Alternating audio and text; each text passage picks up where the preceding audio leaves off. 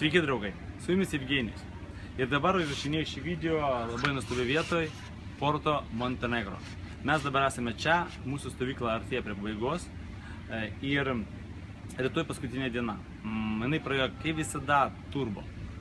Žmonės, mokiniai, dalyviai suvokė savo problemas ir išsprendė jas. Susipažino su daug įdomių žmonių.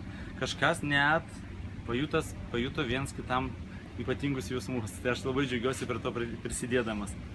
Taip pat daugumai žmonių susidėlioja gyvenimiškas planas ant tiek, kad jie žino, ką grįž darys, kokį verslą darys, ką susiims turizmą, ką žino, ką darys su savo verslų ar parduotuvėm, ką daryti, ką pirkti, kur eiti.